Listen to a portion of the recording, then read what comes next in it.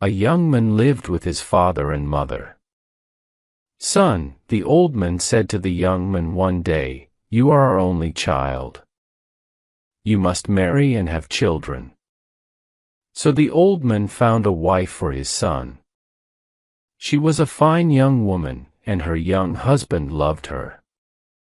A year passed, and she gave birth to a little boy. The family lived happily together, but they were very poor. The young man and his father worked hard in the fields. The young woman and her mother-in-law worked hard in the house. But they never had enough food to eat. "Father," the young man said to his father one day, "this little farm is too small for our family. Let me go and find work in the town. I will earn some money and bring it home to you." The father was sad. "You are my only child," he said, "and we need you here at home. But you are right. The farm is too small for us all. Go to the town, find work, and earn some money. We will wait for you here at home." So the young man kissed his son and said goodbye to his parents and his wife. He began the long journey to the town. He traveled for 2 days, and at last he came to the town. He stopped at the first big house and knocked on the door. A man opened it. "Is there work for me here?" the young man asked. "No, my friend," the man said. The young man walked on. He wanted many houses and knocked on many doors. His question was always the same. "Do you have work for me here?" he said. The answer was always the same, too. "No," everyone said. "There is no work for you here." The young man was tired now and very hungry. "What can I do?" he thought. "I must find work soon, or I will die." At last he came to a monastery. He knocked on the door and an old monk opened it. "Please, Father," the young man said, "let me work for you." "How long will you stay?" the monk asked. "For a few months only," answered the young man. "Then I must go back to my family." The monk began to shut the door. "Then I can't help you," he said. "If you work for us, you must promise to stay for a long time. If I don't find work today, I'll die of hunger," the young man thought. "Father," he said, "please don't close the door. I promise to work for you for a long time." The monk smiled at him. "Come in, my son," he said. The next day, the young man began to work. The work was not difficult. The monks were kind to him. The young man worked hard for them, and they were pleased with him. A month passed. At first, the young man thought about his family every day. "Is my son well?" he thought. "Are my parents happy? Does my wife have enough food to eat?" But slowly, the young man forgot his family. He was happy with the monks. "You are an honest man," they said to him. "You can look after our money for us. We will trust you." The years passed quickly. One day, the young man was sitting on his chair in the monastery. He was counting the monks' money. Suddenly, he heard voices. Children were laughing outside. The young man looked up. "They are happy," he thought. "Is my son happy?" He stood up and looked out of the window. "How old is my son now?" he thought. "How long have I been here? 5 years? 6 years? No, 10 years. I have been here for 10 years. The next morning, the young man went to see the monks. I have stayed with you for 10 years, he said. And I have been a good servant. I have worked hard for you, but you have never paid me. Now I want to see my family. Please give me the money you owe me, and let me go. The monks smiled at him. You're right, they said. You have worked hard for us. Now you can choose. Do you want us to give you your money, or do you want us to give you our blessing? The young man frowned. I want your blessing, he said. But I want my money, too. We owe you 400 silver dollars, the monks said. But each blessing costs $100. The young man looked unhappy, but at last he said, Give me your blessing. It is better than the money, so the first monk blessed him. Do not leave the road, he said. Do not go to the right or the left.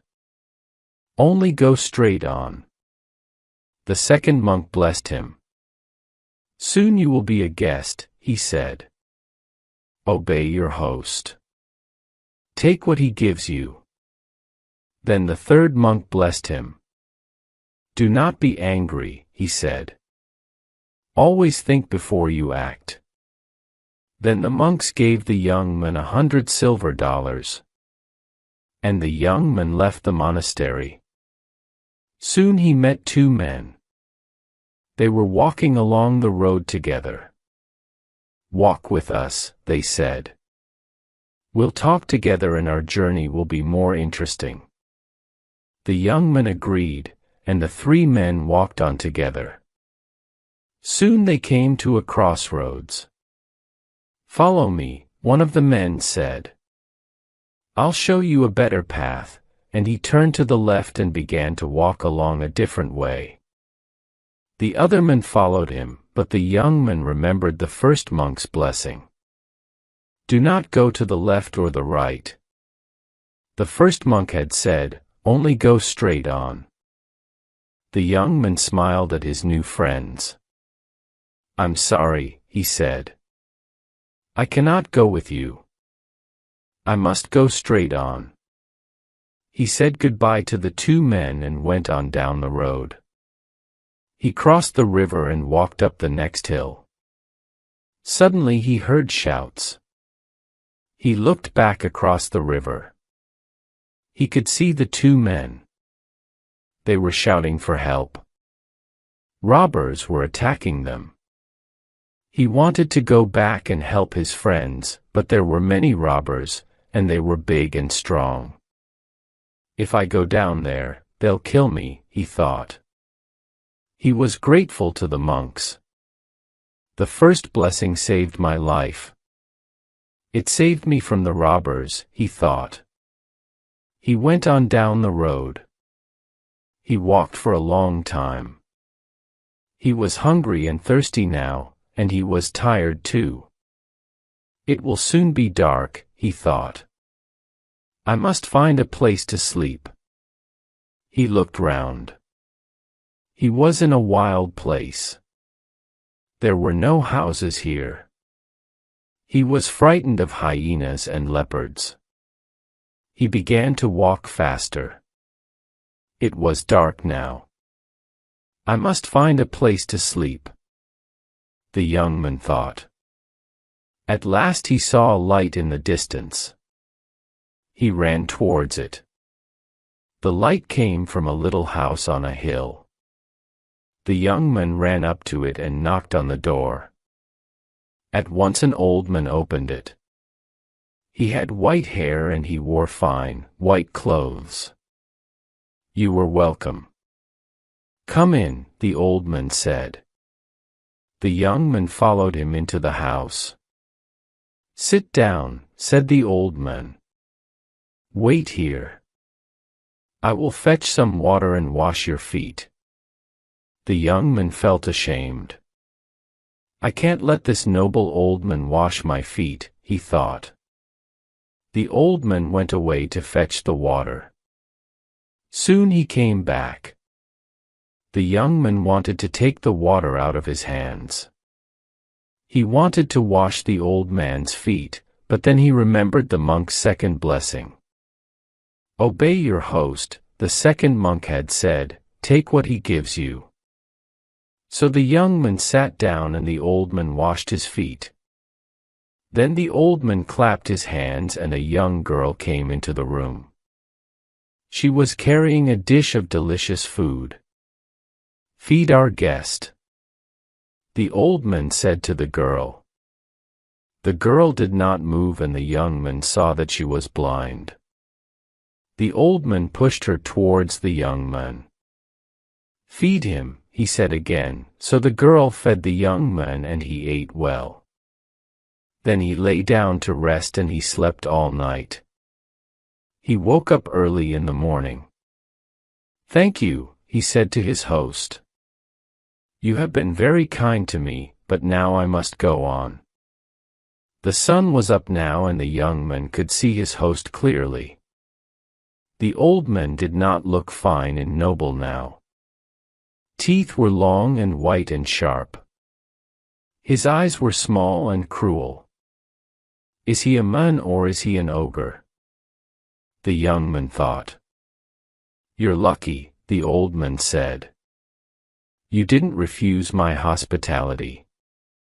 I wanted to wash your feet and you accepted. I gave you food and you ate it. Many people have come to my house. They didn't let me wash their feet and they didn't accept my food. I killed them all. He pointed to the ground. Their bodies are under your feet, he said.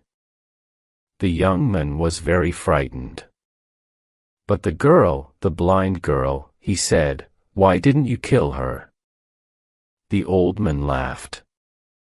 I took her eyes, he said. I made her blind and now she is my servant. I must go, the young man thought. I must get away from this terrible man. He is mad. Thank you, goodbye. Thank you. God bless you. He said quickly and he began to walk away. But the old man called him back. Wait, he said. I have something for you. He went back into his house and came out again. He was carrying a sack. Take it, he said. The young man took the sack and ran away down the road. The sack was very heavy. At last he stopped under a tree and opened it. Dollars, he said. Silver dollars. He tried to count them but he couldn't. There were too many of them. The monk saved my life again, he thought. And their second blessing has made me rich too. He went on quickly down the road. My dear parents and my wife will be very happy, he thought. I can look after them well now. He walked for a long time. The sun was high in the sky and he was hot and tired. But he knew this road well. He knew the trees and the rocks and the little streams. He was nearly home. He came to a church by the side of the road. A crowd was standing there. They were watching an old man and a boy. The man and the boy were fighting. The young man felt very angry. What a wicked boy, he thought. He is showing no respect to that poor old man. He wanted to run up to the boy and beat him with his stick. But then he remembered the monk's third blessing. Do not be angry, they had said. Always think before you act. He turned to the woman next to him. What's happening? He said. Who is this old man and this boy? Why are they fighting? It's a sad story, the woman said. These people are very poor. The old man is the boy's grandfather. 10 years ago, His son left him because he wanted to find work in the town. The old man had no one to help him. He has been very unhappy. He wanted to kill himself. His grandson is trying to stop him. Tears came into the young man's eyes. "Oh my father, oh my child," he shouted. He pushed his way through the crowd. He took the young boy's arm and looked into his eyes. "My son," he said. The old man had fallen to the ground. The young man helped him to stand again. "Father," he said. The old man looked at him. "Is it really you?" he said. "Have you really come home again?" "Yes, Father," the young man said, "and I'll never leave you again." The young man went to his house with his father and his son. His mother and his wife kissed him. But then they began to cry. "You have come home only to die," they said. "We have no food here. We ate our last meal yesterday." The young man opened his sack and showed them the silver dollars. Then he added to it the $100 that the monks had given him. "I haven't come home to die, but to live," he said. "The monks have blessed me and we will be happy now for the rest of our lives."